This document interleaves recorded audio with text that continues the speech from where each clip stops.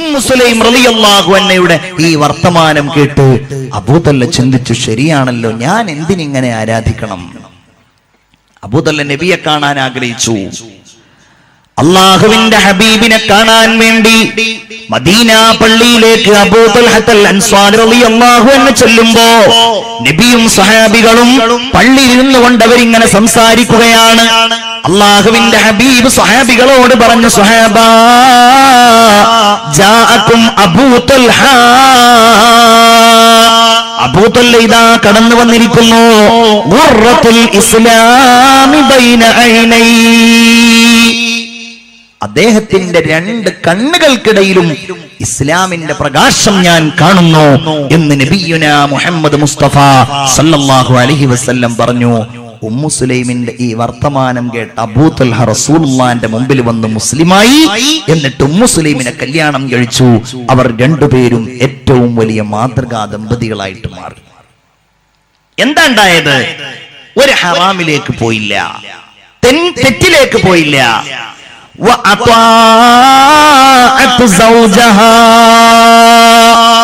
പെണ്ണിന് സ്വർഗത്തിൽ കടക്കാൻ അല്ലാഹു തആല നിശ്ചയിച്ചിരിക്കുന്ന 4 മാർഗങ്ങളിൽ അവസാനത്തേതാണിത്? തന്റെ ഭർത്താവിന് വഴിപ്പെടുക.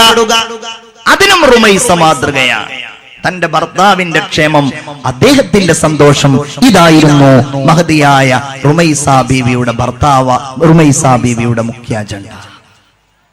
ചരിത്രം അറിയാലോ. ഒരിക്കൽ മദീന പള്ളിയിലേക്ക് ഒരു അതിഥി വന്നു.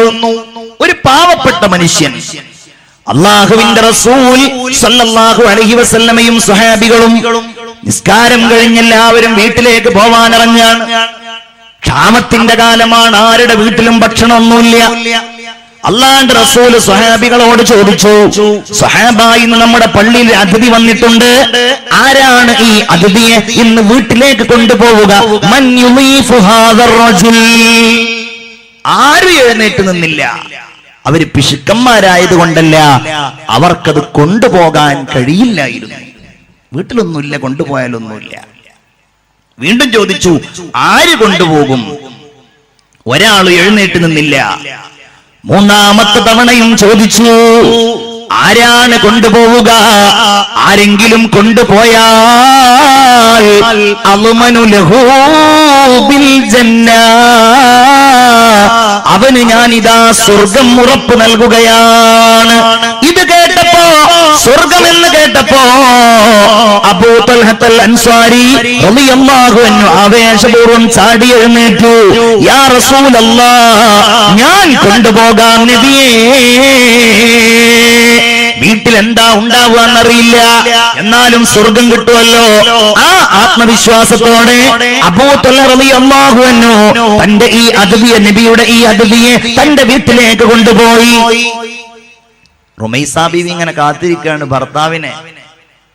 നോക്കുമ്പോഴാണ് ഭർത്താവിന്റെ കൂടെ ഇതാ മറ്റൊരാളും കൂടെ വരുന്നു. നമ്മുടെയൊക്കെ വീട്ടിലേക്ക് അങ്ങനെ കൊണ്ടുവരാന്നെങ്കിൽ ഒന്ന് ആലോചിച്ച് നോക്കിയേ. പള്ളിയിൽ ഉസ്താദിന്റെ ചെലവന്റെ വീട്ടിൽ വന്ന് പറയുമ്പോൾ ഉണ്ടാകുന്ന മുഖഭാവം. ഇവിടെയൊക്കെ പൊതുവെ നല്ല അന്തരീക്ഷം എന്നാണ് എന്നോട് ഷെരീഫും നാസറൊക്കെ പറഞ്ഞത്. അൽഹംദുലില്ലാഹ്. ഷെരീഫ് എപ്പോഴും പറയും നിങ്ങളുടെ നാട്ടുകാരെ കുറിച്ച്, ഇവിടെ എന്തൊരു കാര്യം ഇവിടെ പ്രൊജക്റ്റായിട്ട് വെച്ചാൽ അത് പരാജയപ്പെടൂല എന്നാ പറഞ്ഞത്. അൽഹംദുലില്ലാഹ്. അള്ളാഹു അത് സ്വീകരിക്കുമാറാവട്ടെ. എല്ലാരും ആമീൻ പറഞ്ഞോളൂ. അള്ളാഹു ഈ നാടിന്റെ അന്തസ് ഖിയാമത്ത് നാൾ വരെ നിലനിർത്തുമാറാവട്ടെ. അതൊരു വലിയ കാര്യമാണ്. എന്തെങ്കിലും ഒരു വിഷയം വരുമ്പോ എല്ലാരും കൂടി ആ നല്ല കാര്യങ്ങൾക്കൊക്കെ സഹായിക്കുക. ഞാൻ അത്ഭുതപ്പെട്ടു പോയി. ഒരു വാള് വെച്ചിട്ട് സ്ഥലം വാങ്ങി, പള്ളി ഉണ്ടാക്കിയെന്നോ ഷോപ്പിംഗ് കോംപ്ലക്സ് കെട്ടിയെന്ന് എന്താ പറഞ്ഞത്? യമാനി പള്ളി സ്ഥലം വാങ്ങി, സ്ഥലം എടുക്കുക ഒരു വാള് വെച്ചിട്ട്. അൽഹംദുലില്ലാഹ്. അള്ളാഹു അതൊക്കെ കബൂലാക്കുമാറാവട്ടെ. അള്ളാഹു അതൊക്കെ സ്വീകരിക്കുമാറാവട്ടെ. അങ്ങനെ എല്ലാ നല്ല കാര്യങ്ങൾക്കും ഒരുമിച്ച് നിൽക്കുന്ന ആൾക്കാരാണ്. അപ്പൊ അങ്ങനെയുള്ളവരുടെ മുമ്പിൽ ഇത് ഉണ്ടാവില്ല എന്നുണ്ടെങ്കിലും ചില ആളുകൾക്കൊക്കെ ഉണ്ടാവും. പള്ളിയിലെ ഉസ്താദിന്, മദ്രസയിലെ ഉസ്താദിന് ചിലപ്പോൾ വർഷത്തിലൊരു തവണയാണ് ഭക്ഷണം വരിക. അതിനെ വിരോധം കാണിക്കുക, അത് വേണ്ടെന്ന് പറയാം. ഏതായാലും അത് പോകട്ടെ. റുമൈസ റളിയല്ലാഹു അൻഹയുടെ വീട്ടിലേക്ക് അതിഥിയായിട്ട് വരുമ്പോ ചിന്തിക്കുന്ന കാര്യം അതല്ല, പടച്ചോനെ എന്താ അതിഥിക്ക് കൊടുക്കുക? കാരണം വീട്ടിലൊന്നുമില്ല, ഭക്ഷണമില്ല. ഭാര്യ പറഞ്ഞു, ഇവിടെ ഒന്നുമില്ലല്ലോ, ഇല്ലാ ഖൂതു സുബിയാനിനാ, നമ്മളുടെ കുഞ്ഞുങ്ങൾക്കുള്ള ഭക്ഷണമേ ഇവിടെയുള്ളൂ. കുഞ്ഞുങ്ങൾക്ക് ഭക്ഷണം കൊടുക്കാതെ നമ്മളെങ്ങി അതിഥിക്ക് കൊടുത്താലോ? അങ്ങനെ ആലോചിക്കുകയാണ്. നമുക്ക് ഏതായാലും പട്ടിണി, കുട്ടികളുടെ ഭക്ഷണം അതിഥിക്ക് അങ്ങ് കൊടുക്കാം. എന്ത് ചെയ്യാം? ഞാൻ കുട്ടികളെ കളിപ്പിക്കാം, അവരെ ഞാൻ ചിരിപ്പിക്കാം. എന്നിട്ട് കുട്ടികളെ കിടത്തി ഉറക്കിയതിന് ശേഷം നമുക്കൊരു കാര്യം ചെയ്യാം, ഭക്ഷണം അതിഥിക്ക് കൊടുക്കാം. ആലോചിച്ച് നോക്കിയേ, റുമൈസ ബീവിയെ പിന്നെ എങ്ങനെയാണ് ആദരവായ നബി മുഹമ്മദ് മുസ്തഫ സല്ലല്ലാഹു അലൈഹി വസല്ലമ തങ്ങൾ സ്വർഗത്തിൽ കാണാതിരിക്കുക? ചിന്തിക്കേ. റുമൈസ റളിയല്ലാഹു അൻഹ വീണ്ടും ചോദിച്ചു, പ്രിയപ്പെട്ട ഭർത്താവേ, നമ്മൾ കഴിക്കുന്നില്ല, അതിഥി മാത്രമേ കഴിക്കുന്നുള്ളൂ എങ്കിൽ അത് അതിഥിക്കൊരു വിഷമമാവില്ലേ? കാരണം ആതിഥേയൻ കഴിക്കുന്നില്ല. അപ്പോൾ റുമൈസ ബീവി തന്നെ പറഞ്ഞു, ഒരു കാര്യം ചെയ്യാം, അതിഥിയുടെ മുമ്പിൽ ഭക്ഷണം എത്തിയാൽ നമുക്ക് ആ വിളക്കങ്ങ് ഊതിക്കെടുത്താം, എന്നിട്ട് നമുക്ക് ഭക്ഷണം കഴിക്കുന്നത് പോലെ നമുക്ക് അഭിനയിക്കാം, അതിഥിക്ക് വിഷമില്ലാതിരിക്കാൻ വേണ്ടിയിട്ട്. ഭക്ഷണം കൊണ്ടുവന്ന് വെച്ചു, വിളക്ക് ഊതിക്കെടുത്തി, കുഞ്ഞുങ്ങൾ ഉറങ്ങി. അതിഥി കഴിക്കുമ്പോ ഇവർ രണ്ടുപേരും ഭക്ഷണം കഴിക്കുന്നത് പോലെ ശബ്ദമുണ്ടാക്കി. അത് കഴിഞ്ഞ് അതിഥിക്ക് കിടക്കാൻ ആവശ്യമായ ഒരു വിരിപ്പ് കൊടുത്തു. കിടന്നുറങ്ങി. കിടന്നുറങ്ങിയതിനു ശേഷം പിറ്റേ ദിവസം സുബഹി സമയത്ത് പള്ളിയിലേക്ക് യാത്ര പുറപ്പെട്ടു. നിസ്കാരം കഴിഞ്ഞു. അല്ലാഹുവിന്റെ റസൂൽ സഹാബികളോട് പറഞ്ഞു, സഹാബ എല്ലാവരും അവിടെ ഇരിക്കൂ, ഇന്നലെ രാത്രി അബൂ തൽഹ ഈ അതിഥിയെ കൊണ്ട് ഒരു അത്ഭുതകരമായ പ്രവർത്തനം ചെയ്തിട്ടുണ്ടല്ലോ. ആ പ്രവർത്തനത്തിൽ ഖദ് അജിബല്ലാഹു ലകുമാ മിൻ സനീഇകുമാ ബിതിൽകുമൽ ലൈല. ഇന്നലെ രാത്രി നിങ്ങളുടെ ഈ അതിഥിയെ കൊണ്ട് നിങ്ങൾ ചെയ്ത ഈ സൽക്കർമ്മത്താൽ അല്ലാഹു അത്ഭുതപ്പെട്ടുവെന്ന് സയ്യിദുനാ മുഹമ്മദ് മുസ്തഫ സല്ലല്ലാഹു അലൈഹി വസല്ലം നമ്മെ ബോധ്യപ്പെടുത്തുകയാണ്. അവർ റുമൈസ ബീവിയെ സ്വർഗത്തിൽ കാണാൻ ആവശ്യമായ എല്ലാ പ്രവർത്തനങ്ങളും അവർ കാണിച്ചിരുന്നു. അത് നമ്മൾ മാതൃകയാക്കണം. അല്ലാഹു തൗഫീഖ് തരട്ടെ. നിങ്ങൾ എല്ലാവരും ആമീൻ പറയൂ, അല്ലാഹു തൗഫീഖ് തരട്ടെ. നമ്മൾ പ്രസംഗം തുടങ്ങിയിട്ട് എത്ര നേരമായി? ഇദ്ദേഹത്തിനായിരിക്കും കൂടുതൽ അറിയാം. 1 മണിക്കൂർ കറക്റ്റാ? 1 മണിക്കൂർ കറക്റ്റായിരിക്കുന്നു. അൽഹംദുലില്ലാഹ്. അതുകൊണ്ടാണ് തോന്നുന്നുണ്ട് സ്വലാത്തിനൊക്കെ ഒരു ശക്തിക്കുറവ്. നമുക്ക് എല്ലാവർക്കും ഒന്ന് എഴുന്നേറ്റ് നിന്നിട്ട്, എനിക്കാണെങ്കിൽ എൻ്റെ കൂട്ടത്തിലൊരു വെള്ളം കുടിക്കാം. വെള്ളമല്ലേ? എനിക്ക് അതിൻ്റെ കൂട്ടത്തിലൊരു വെള്ളം കുടിക്കാം ഇൻഷാ അല്ലാഹ്. ഒരു സ്വലാത്ത് എല്ലാവരും ഒന്ന് ആവേശത്തോടെ എഴുന്നേറ്റ് നിന്ന് ചെല്ലിക്കുക. എല്ലാവരും ഒന്ന് ഉഷാറായി. തവസ്സൽനാ ബിബിസ്മില്ലാഹ് വബിൽഹാദി റസൂലില്ലാഹ് വകുല്ലി മുജാഹിദിൻ ലില്ലാഹ് വഅഹ്ലിൽ ബദരി യാ അല്ലാഹ് സ്വലാത്തുല്ലാഹ്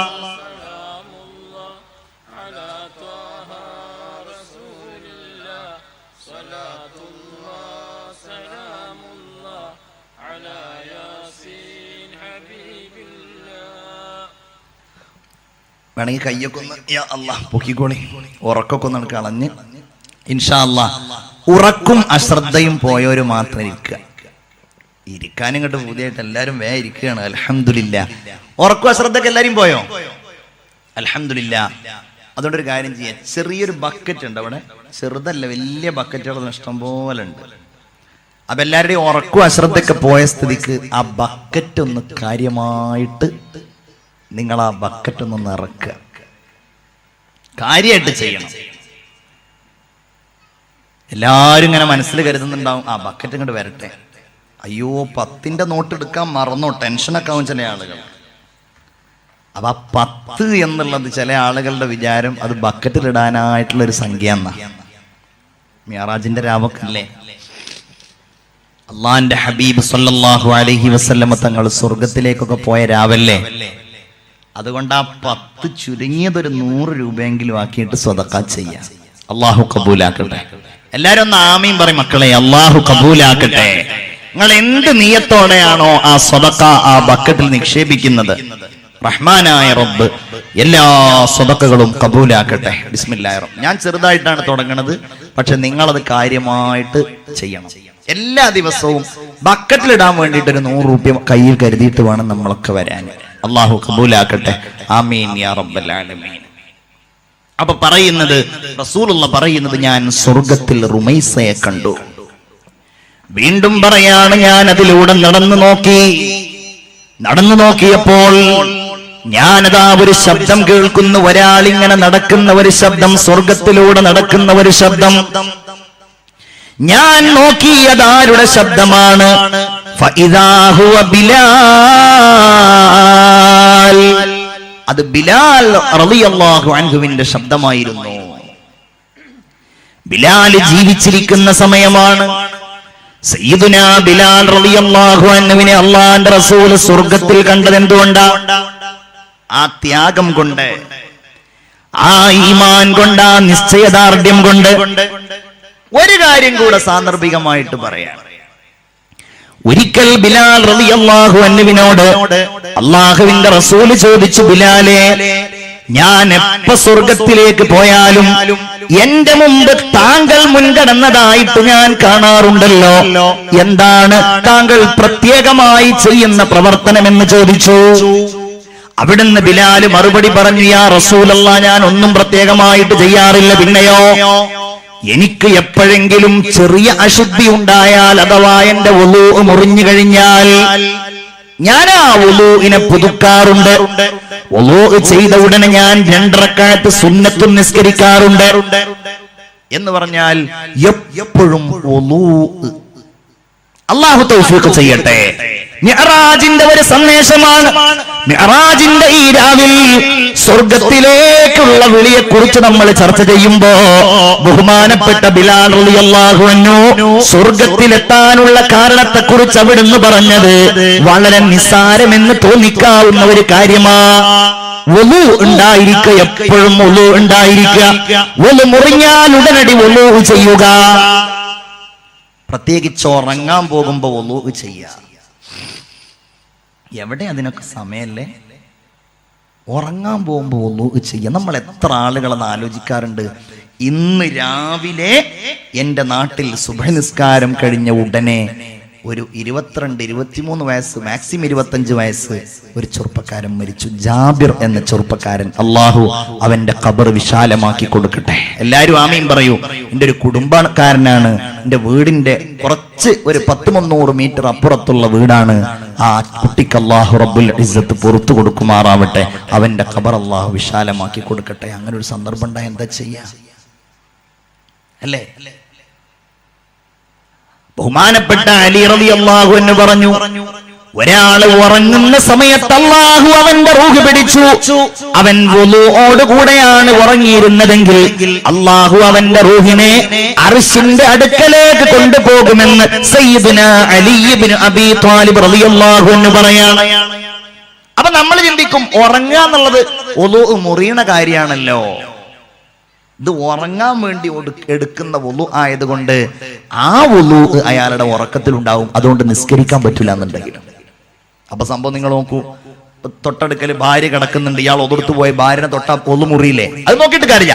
ആ ഉറങ്ങുക എന്ന ലക്ഷ്യത്തോടുകൂടെ ഒരു വുളൂ ചെയ്യാ. പിന്നെ ബെഡിൽ പോയിട്ട് അത് മുറിയട്ടെ മുറിയാതിരിക്കട്ടെ, അങ്ങനെ മുറിയുന്നത് നോക്കിയിട്ടുണ്ടെങ്കിൽ പിന്നെ ആൾക്ക് ആ ഒതുർക്കാൻ തന്നെ രാത്രി സമയം ഉണ്ടാവുള്ളൂ. അതുകൊണ്ട് ആ ഉറങ്ങുക എന്നുള്ള ലക്ഷ്യത്തോടെ ഒരു വുളൂ ചെയ്യാ. വളരെ സിമ്പിളാണ്. ഒരു 2 ദിവസം അതങ്ങോട്ട് പ്രാക്ടീസ് ചെയ്താൽ എന്തൊരു പുണ്യാന്നറിയോ? വുളൂ. അത്തിപ്പറ്റ ഉസ്താദൊക്കെ ദുആ ചെയ്യാറുണ്ട്, അല്ലാഹുവേ വുളൂഓടുകൂടെ മരിപ്പിക്കണേ. ആ മഹാൻ ദുആർക്കണം എന്നുണ്ടെങ്കിൽ അതൊരു പ്രധാനപ്പെട്ട കാര്യമായി തന്നെ ആയിരിക്കും. അപ്പൊ നമ്മളും അതിനു വേണ്ടി പരിശ്രമിക്കുക. ചെറുപ്പക്കാരെ, ഒരുപാട് മാറ്റങ്ങൾ വരും നിങ്ങളുടെ ജീവിതത്തിൽ, ഒരു സംശയവും വേണ്ട. നിരന്തരമായി സദാസമയവും വുളൂ ഉള്ളവനായാൽ ഇന്ന് രാത്രി മുതൽ നിങ്ങളൊന്ന് പരീക്ഷിച്ചു, നാളെ രാവിലെ സുബഹി മുതൽ നിങ്ങളൊന്ന് പരീക്ഷിച്ചു നോക്കൂ. എപ്പോഴും വുളൂ ഉള്ളവനായാൽ മനസ്സിൽ ഒരുപാട് മാറ്റങ്ങൾ വരും. വിചാരങ്ങളിലും ചിന്തകളിലും പരിവർത്തനങ്ങൾ വരും. ഈ വാട്സാപ്പിന്റെയും ഫേസ്ബുക്കിന്റെയും മൊബൈൽ ഫോണിലുള്ള സമയം ചെലവഴിക്കലിന്റെയും ലോകത്ത് നിന്ന് നമ്മൾ ഒരുപാട് മാറി നിൽക്കും. ഇബാദത്തിന്റെ മനസ്സ് സ്വാഭാവികമായും വരും. നിങ്ങളൊന്ന് പരീക്ഷിച്ചു നോക്കൂ. ചില ആളുകൾ ചെറുപ്പക്കാര് പറയും, ഉസ്താദേ എന്താ ഇട്ടതിൽ നിന്ന് വിട്ടുനിൽക്കാൻ കഴിയുന്നില്ല, എപ്പോഴും മൊബൈലിൽ നോക്കാൻ തോന്നുകയാണ്, ഹറാമിലേക്ക് പോവാൻ മനസ്സിങ്ങനെ വല്ലാതെ മോഹിക്കാണ്, കാണാൻ മോഹിക്കാണ്, നെറ്റിൽ സെർച്ച് ചെയ്യാൻ മോഹിക്കാണ്. പൊന്നുമോനെ, അതിന് ഏറ്റവും ചെറിയ ഒരൊറ്റ മൂല്യാണ് എപ്പോഴും വുളു ഉണ്ടായിരിക്കുക എന്നുള്ളത്. ഇൻഷാ അല്ലാഹ് ഈ പറയപ്പെട്ട ഈ സഹോദരന്മാര് സംഘടിപ്പിച്ച ഈ പാവീൽ എന്ന് പറയുന്ന ഈ പ്രദേശത്ത് സംഘടിപ്പിച്ച ഇൽമിന്റെ മജ്‌ലിസിലേക്ക് വളരെ താല്പര്യത്തോടെ വന്ന ഈ മുഅ്മിനീങ്ങളായ ആളുകൾ, ഒരുപാട് സ്വാലിഹീങ്ങൾ, സൽക്കർമ്മങ്ങൾ ചെയ്യുന്നവർ, നിസ്കാരം ഒഴിവാക്കാത്തവർ, ഇൻഷാ അല്ലാഹ് നിന്ന് അത്താഴം നാളെ മിഅ്റാജിന്റെ സുന്നത്ത് നോമ്പ് നോൽക്കണമെന്ന് തീരുമാനിച്ചവർ, അങ്ങനെയൊക്കെ ഒരുപാട് നല്ല നിയത്തുമായി കഴിഞ്ഞുകൂടുന്ന നിങ്ങൾ അതിനോടുകൂടെ ഒരു പ്രതിജ്ഞ കൂടെ എടുക്കൂ. ഇൻഷാ അല്ലാഹ് ഞാൻ ഇനി മുതൽ എപ്പോഴും വുളു ഉള്ള ആളായിരിക്കും. കാരണം എന്താ? ആ വുളു ഇങ്ങനെ നിരന്തരമായി പോയാൽ പ്രതീക്ഷയുള്ളൂ, മരിക്കുന്ന സമയത്ത് ആ വുളു ഉണ്ടായാൽ അത് നമുക്കൊരു പ്രതീക്ഷയാണല്ലോ. അല്ലാഹു തൗഫീഖ് തരട്ടെ. ബിലാൽ റളിയല്ലാഹു അൻഹുവിനെ ഞാൻ സ്വർഗ്ഗത്തിൽ കണ്ടുവെന്ന് സയ്യിദുനാ മുഹമ്മദ് മുസ്തഫ സല്ലല്ലാഹു അലൈഹി വസല്ലം അവിടുന്ന് പറയാണ്, ഞാനവിടെ ഒരു കൊട്ടാരം കണ്ടു. മനോഹരമായ ആ കൊട്ടാരം കണ്ടപ്പോ ഞാൻ വിചാരിച്ചു, അല്ലാ, ഇതെനിക്കുള്ള കൊട്ടാരമാണോ? കാരണം അത്രയും ഭംഗിയുണ്ട്. അതിന്റെ അകത്ത് നിന്ന് നോക്കിയാൽ പുറം കാണാൻ കഴിയും. മുത്തുകളാലും പവിഴങ്ങളാലും അലങ്കൃതമായ ആ കൊട്ടാരം അതെനിക്കുള്ളതാണോ എന്ന് വിചാരിച്ച് ഞാൻ ആ കൊട്ടാരത്തിലേക്ക് കടക്കുമ്പോ അടാ പറയപ്പെടുന്നു, യാ റസൂലല്ലാഹ്, ഇതങ്ങേക്കുള്ളതല്ല, പിന്നെ ഇതാർക്കുള്ളതാണ്? മുഖം നോക്കാതെ പറയാന്നുള്ള ആൾക്കായിരിക്കും അല്ലേ? ഏതായാലും ഞാൻ എന്താ പറഞ്ഞത്? സയ്യിദുനാ ഉമർ ഇബ്നുൽ ഖത്താബ് റളിയല്ലാഹു അൻഹു ആണ്. കേൾക്കണില്ലേ? കേൾക്കണ്ടല്ലോ അല്ലേ? മർലാനെ പറ്റിയല്ലേ പറഞ്ഞുകൊണ്ടിരുന്നത് അല്ലേ? അല്ല, ബിലാല് കഴിഞ്ഞല്ലോ. അത് കൊട്ടാരം, സ്വർഗത്തിൽ കണ്ട കൊട്ടാരം. ആ കൊട്ടാരം കണ്ടപ്പോ റസൂലുള്ളാഹി വിചാരിച്ചു, ഇതെനിക്കുള്ള കൊട്ടാരാണ്.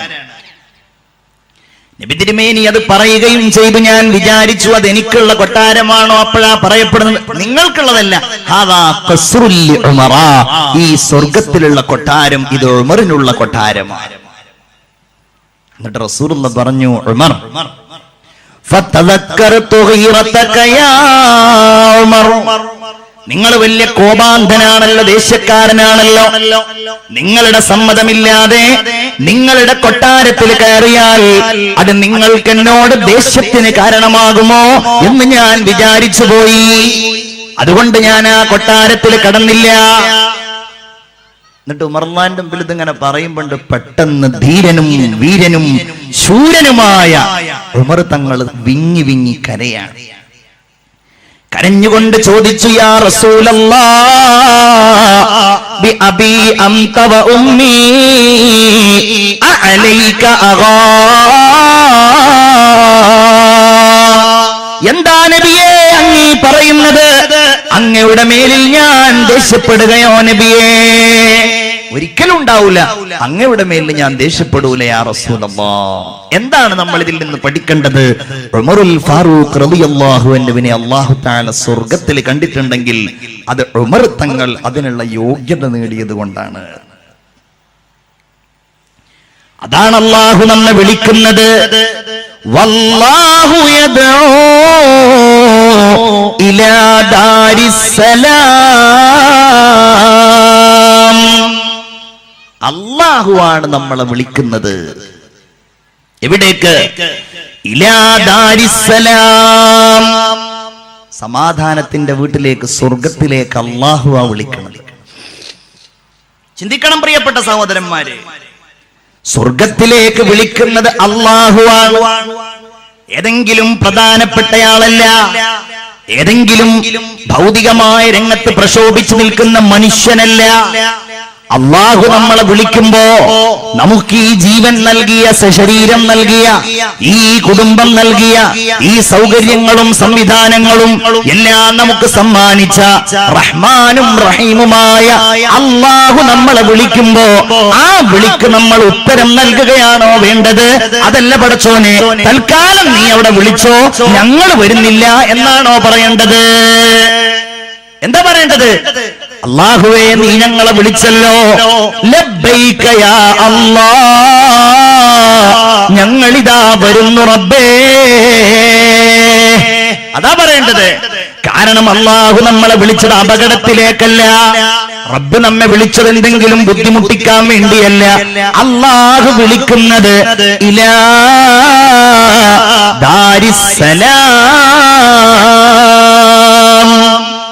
ദാറുസ്സലാമിലേക്കാണ്. നമ്മൾ പഠിക്കണം എന്താണ് സ്വർഗത്തിന്റെ ആ പേര് എന്ന്. സലാം എന്നത് അള്ളാന്റെ പേരുകളിൽ ഒന്നാണ്, അല്ലേ? അല്ലാഹുമ്മ അന്തസ്സലാം. ചിന്തിക്കണം, ഇന്ന് ഈ സമുദായത്തിന്റെ പേരിൽ ഭീകരത ആരോപിക്കുന്നവർ, തീവ്രവാദം ആരോപിക്കുന്നവർ കാലങ്ങളായി, നൂറ്റാണ്ടുകളായി ഓരോ രാജ്യങ്ങളിലും, ഇന്ത്യ അടക്കമുള്ള രാജ്യങ്ങളിലും ഒരിക്കൽ പോലും നിയമം കൊണ്ട് വിലക്കപ്പെടാത്ത പരിശുദ്ധമായ ബാങ്കിന്റെ ധ്വനികൾക്ക് നേരെ പോലും തീവ്രവാദത്തിന്റെയും തിന്മയുടെയും സ്വരത്തിൽ സംസാരിക്കുമ്പോ ചില ആളുകൾക്ക് അവരുടെ പബ്ലിസിറ്റിക്ക് വേണ്ടിയുള്ള ഒരു താല്പര്യമാണ്. മീഡിയകളിലൊക്കെ കണ്ടു ഒരു ഗായകൻ, ആരും അയാളെ പേരന്റെ കേട്ടിട്ടില്ല, എന്നിട്ട് അയാൾ ഇപ്പൊ എല്ലാവരുടെ അടുക്കലും അറിയപ്പെട്ടത് എങ്ങനെയാണ്? ബാങ്ക് വിളി കേൾക്കുമ്പോ അയാൾക്കുണ്ടാകുന്ന അസ്വസ്ഥത. പക്ഷെ പടച്ചവൻ വിശ്വാസികളോട് കൂടെയുണ്ട്. ലോകാടിസ്ഥാനത്തിലെ ഏറ്റവും വലിയ വാർത്താ വിനിമയ സംവിധാനത്തിന്റെ ഏജൻസിയായ BBC തെളിയിച്ചു, ഈ പറയപ്പെട്ട ഗായകന്റെ വീട് ഒരിക്കലും ബാങ്ക് കേൾക്കാത്ത ഒരു സ്ഥലത്താണ്. നിങ്ങൾ കണ്ടില്ല, സോഷ്യൽ മീഡിയയിലൊക്കെ ഉണ്ടായിരുന്നു. BBC ആണ് പുറത്തു കൊണ്ടുവന്നത് ഒരു ലേഖകൻ, എന്തിന് നമ്മുടെ നാടുകളിൽ ഇങ്ങനെ ഛിദ്രതയുണ്ടാക്കുന്നു എന്ന് ചോദിച്ചു. കാരണം കുറച്ച് ആളുകൾ അതിനെ പിന്തുണക്കാൻ ഉണ്ടാവുന്ന വിചാരം, ഈ രാജ്യത്ത് മതബോധമുള്ളവരും ദീനീബോധമുള്ളവരും ഏതെങ്കിലും ഒരു മതത്തെ വിശ്വസിക്കുന്നവരും വേണ്ട, ഒരു മതത്തിലും വിശ്വസിക്കാത്തവരും ഒരിക്കലും മറ്റുള്ളവരെ ആക്ഷേപിക്കാനോ തള്ളിപ്പറയാനോ അവരുടെ മതപരമായിരിക്കുന്ന ആചാരങ്ങളെ ഹിംസിക്കുവാനോ ശ്രമിക്കൂലല്ലോ.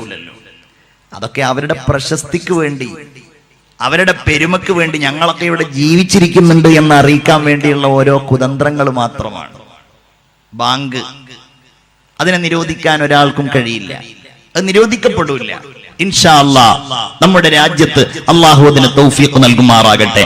ആമീൻ യാ റബ്ബൽ ആലമീൻ. നിങ്ങൾ ആലോചിച്ച് നോക്കൂ, അങ്ങനെ പലരും പലതും പറഞ്ഞ് ശ്രമിക്കുമ്പോ, കൊല്ലാൻ നോക്കുമ്പോ, അപകടപ്പെടുത്താൻ നോക്കുമ്പോ, ഭീഷണി ഉയർത്തുമ്പോ, അല്ലേ, പരസ്പരം സന്തോഷത്തോടെ കഴിഞ്ഞു പോകുന്ന ഈ നാടിൽ അല്ലെ തടഞ്ഞു നിർത്തിയിട്ട് അടിക്കുക, ഇടിക്കുക, മുഖത്ത് വെട്ടുക. നമ്മുടെ ഈ കൊച്ചിയിൽ പോലും കണ്ടില്ലേ? അതൊന്നും ഇപ്പൊ ഞാൻ പറയുന്നില്ല. അങ്ങനെയുള്ള അതിന് ശ്രമിക്കുന്ന ആളുകൾ പാവപ്പെട്ട മനുഷ്യന്മാരെ പിടിച്ച് തടഞ്ഞു നിർത്തിയിട്ട് വിളിക്കടാ ഈ മുദ്രാവാക്യം എന്ന് പറഞ്ഞൊരു മുദ്രാവാക്യം വിളിക്കാൻ വേണ്ടി ആവശ്യപ്പെടുമ്പോ അവരൊന്ന് പഠിക്കണം. എന്താണ് ഈ മുസ്ലിങ്ങളുടെ നിസ്കാരം? നിസ്കാരം പഠിക്കണ്ട. ആ നിസ്കാരം കഴിഞ്ഞിരിക്കുമ്പോ അവരെന്താ പറയുന്നത്? അതിലേക്കൊന്ന് ചെവികോർത്താൽ അവർക്ക് കേൾക്കാൻ കഴിയും. അല്ലാഹുമ്മ അന്തസ്സലാം, അല്ലേ?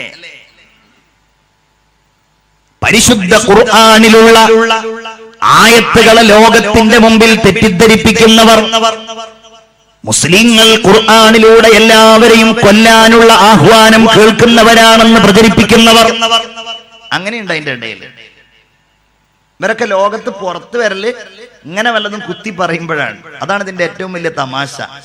ഒരാള് നമ്മൾ കണ്ടില്ലേ വീഡിയോയിൽ, പരിശുദ്ധ ഖുർആനിൽ എല്ലാവരും കൊല്ലാൻ വേണ്ടി പറഞ്ഞിരിക്കുകയാണ്, ഖുർആൻ നിരോധിക്കാൻ വേണ്ടിയിട്ടുള്ള പെറ്റീഷനുകളൊക്കെ കൊടുത്തിട്ടുണ്ട് എന്ന് പറഞ്ഞിട്ട് മൂപ്പര്. അതിൽ ഏറ്റവും രസകരമായ കാര്യം, അത് പറയുന്ന ആ ചങ്ങാതി അതിനെ പറ്റിയൊന്നും വിശദീകരിക്കുന്നില്ല ഞാൻ.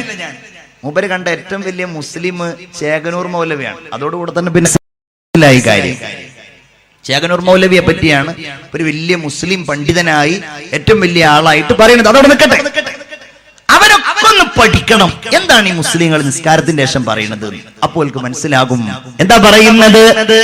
അല്ലാഹുമ്മ അൻതസ്സലാം, അല്ലാഹുവേ നീ സമാധാനമാണ്. നിന്നിൽ നിന്നാണ് സമാധാനമുണ്ടാകുന്നത്. നിന്നിലേക്കാണ് സമാധാനം മടങ്ങുന്നത്. ഹയ്യിനാ റബ്ബനാ ബിസ്സലാം, ആ സമാധാനത്തിലായി ഞങ്ങളെ നീ ജീവിപ്പിക്ക്.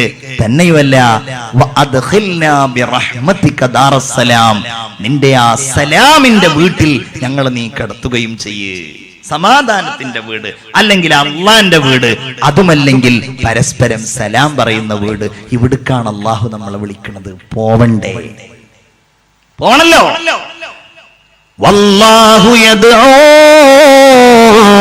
ഇലാ ദാരിസ്സലാം.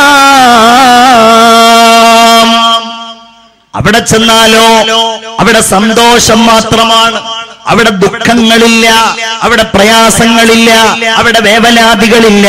ഫീഹാ ഐനുൻ ജാരിയ, അവിടെ അതാണുള്ളത്, ഒഴുകുന്ന അരുവികൾ. അല്ലാഹു തൗഫീഖ് തരട്ടെ. ആമീൻ പറയൂ. അല്ലാഹു തൗഫീഖ് തരട്ടെ. ഫീഹാ സുറുറും മർഫൂഅ വ അക്വാബും മൗലൂഅ വ നമാരിഖു മസ്ഫൂഫതു വ സറാബിയു മബ്സൂസ. അത് കഴിഞ്ഞാ പിന്നെ എന്താന്നല്ല എനിക്കും അറിയാം. എന്താ? أفلا ينظرون إلى الإبل كيف خلقت وإلى السماء كيف رفعت وإلى الجبال كيف نصبت وإلى الأرض كيف سطحت. അള്ളാഹു പറയാണ്, ആ സ്വർഗത്തിൽ ഉയർത്തപ്പെട്ട കട്ടിലുകളുണ്ട്, ആ സ്വർഗത്തിൽ നിരനിരയായി വെക്കപ്പെട്ട കോപ്പകളുണ്ട്, ആ സ്വർഗത്തിൽ വിരിക്കപ്പെട്ട പരവതാനികളും വെക്കപ്പെട്ടിരിക്കുന്ന തലയിണകളുമുണ്ട്. വളരെ മനോഹരമാണ് ആ സ്വർഗത്തിന്റെ വർണ്ണനകൾ. അള്ളാഹു തമ്പുരാൻ ഇങ്ങനെ പറഞ്ഞപ്പോ പരിശുദ്ധ റസൂൽ അതിനെ വിശദീകരിച്ചു. സ്വർഗത്തിലുള്ള ഉയർന്ന കട്ടിലുകൾ എന്ന് പറഞ്ഞാൽ അള്ളാഹു തമ്പുരാൻ ആ കട്ടിലുകളെ വലുതാക്കിയിരിക്കുന്നു.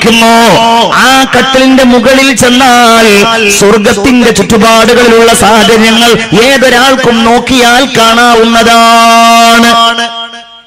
ഇതിങ്ങനെ പറഞ്ഞപ്പോ ഖുറൈശികൾ കളിയാക്കി, എന്ത് മണ്ടത്തരായി മുഹമ്മദ് പറയുന്നത്? ഇത്ര വലിയ കട്ടിലോ? കട്ടിലെന്ന് പറഞ്ഞത് ചെറുതല്ലേ ഉണ്ടാവുക? എങ്ങനെയാണ് ഇത്ര വലിയ കട്ടിലുണ്ടാകുന്നത്? ഇത്ര വലിയ കട്ടിലുകൾക്ക് ഒരു പ്രസക്തിയുമില്ലല്ലോ. അള്ളാഹുവിന്റെ ഹബീബ് അത് പറയുമ്പോ, പരിശുദ്ധ റസൂൽ അത് പറയുമ്പോ സല്ലല്ലാഹു അലൈഹി വസല്ലം കളിയാക്കിയ ശത്രുക്കളായ ആളുകൾക്ക് മറുപടി കൊടുത്തു. അഫലാ യൻദുറൂന ഇലൽ ഇബ്ലി കൈഫ ഖുലിഖത്. അതിനേക്കാൾ വലിയ അത്ഭുതം ഈ ഭൂമിയിൽ അള്ളാഹു ഉണ്ടാക്കി വെച്ചിട്ടുണ്ടല്ലോ. എന്താണത്? അവരൊട്ടകങ്ങളിലേക്ക് നോക്കുന്നില്ലേ? ആ ഒട്ടകം എങ്ങനെയാണ് സൃഷ്ടിക്കപ്പെട്ടിരിക്കുന്നത്? വഇലൽ ജിബാലി കൈഫ നുസിബത് വഇലസ് സമാഇ കൈഫ റുഫിഅത്. അവരാകാശം കാണുന്നില്ലേ? ആ ആകാശം ഉയർന്നു നിൽക്കുന്നു, ഒരു തൂണ് പോലുമില്ല. ഒന്നല്ല, വജഅൽനാ ഫൗഖകും സബ്അൻ ശിദാദാ. ചക്രവാള സീമകൾ അതിരിട്ട് നിൽക്കുന്ന വിശാലമായ ആകാശ ലോകത്തിന്റെ അത്ഭുതം അവർ കാണുന്നില്ലയോ? റഹ്മാനായ റബ്ബ് ചോദിക്കുകയാണ്, വഇലൽ അർളി കൈഫ സുതിഹത്. ഈ ഭൂമി പരത്തപ്പെട്ടത് ഭൂമിയുടെ കാവൽ മാലാഖമാരെ പോലെ പർവ്വതങ്ങൾ ഇങ്ങനെ ഉയർന്നു നിൽക്കുന്നത് അവർ കാണുന്നില്ലേ? പിന്നെ ആ സ്വർഗ്ഗം ഉയർന്നാന്ന് പറഞ്ഞാൽ അവർക്ക് പ്രയാസം. ചുരുക്കത്തിൽ ആ സ്വർഗത്തിലേക്കാണ് മുഅ്മിനെ അള്ളാഹു നമ്മളെ വിളിക്കുന്നത്. വിളി കേട്ടു മഹാന്മാരായ സഹാബികൾ, നമ്മളും കേൾക്കണം. അവരാ വിളി കേട്ട് ജീവിച്ചു. ആ വിളി കേട്ടവർ നിര്യാണം പ്രാപിക്കുകയും ചെയ്തു. നമ്മൾ കരുതണ്ട സ്വർഗമെന്നുള്ളത് ഒരുപാട് നൂറ്റാണ്ടുകൾ കഴിഞ്ഞ്, ആയിരക്കണക്കിന് കൊല്ലങ്ങൾ കഴിഞ്ഞ്, കുറെ കാലം ഖബറിൽ കഴിഞ്ഞ് നമുക്ക് കിട്ടാനുള്ള ഒന്നാണെന്ന് കരുതണ്ട. എപ്പോഴാണോ നമ്മൾ മരിക്കുന്നത് ആ സമയത്ത് നമ്മെ അറിയിക്കപ്പെടും നമ്മൾ സ്വർഗക്കാരനാണോ നരകക്കാരനാണോ. അങ്ങനെയാണ് അറിയിക്കപ്പെടും. മരിക്കുന്ന സമയത്ത് അയാൾ സ്വർഗത്തിലാണെങ്കിൽ ആ സ്വർഗത്തിന്റെ ഇരിപ്പിടം കണ്ടിട്ടാ മരിക്കുക. അപ്പോഴാ മുഖത്ത് പുഞ്ചിരി വിടരുക. അല്ലാഹു തൗഫീഖ് തരട്ടെ. ആമീൻ പറയൂ. അല്ലാഹു തൗഫീഖ് തരട്ടെ. റഹ്മാനായ റബ്ബ് സുബ്ഹാനഹു വ തആല അങ്ങനെ മുഅ്മിനീങ്ങളായ ആളുകൾക്ക് ഇങ്ങനെയുള്ള സൗകര്യങ്ങളും സംവിധാനങ്ങളും വാഗ്ദാനം ചെയ്തപ്പോൾ സ്വഹാബികൾ മുഴുവൻ അതാഗ്രഹിച്ചു. അതുകൊണ്ടാണ് കാലിന് മുടന്തുണ്ടായിരുന്ന പ്രായം ഒരുപാടേറിയ അംർ ഇബ്നുൽ ജമൂഹ് റളിയല്ലാഹു അൻഹു ഹബീബായ റസൂലുള്ളാഹി സ്വല്ലല്ലാഹു അലൈഹി വസല്ലമ തങ്ങളുടെ അടുക്കലേക്ക് വന്നത്. ചിന്തിക്കണം സഹോദരിമാരാലോചിക്കണം, ചെറുപ്പക്കാരാലോചിക്കണം. നമ്മളൊക്കെ ദീനിന് വേണ്ടി എന്ത് ചെയ്തു, സ്വർഗം കിട്ടാൻ വേണ്ടി എന്ത് ചെയ്തു. അംർ ഇബ്നുൽ ജമൂഹ് നബിയുടെ അടുക്കൽ വന്നു. യാ റസൂലല്ലാഹ്, അങ്ങ് ബദറിലേക്ക് പോയപ്പോൾ എന്നെ കൊണ്ടുപോയില്ല. എനിക്ക് പ്രായമേറിയതായിരുന്നു.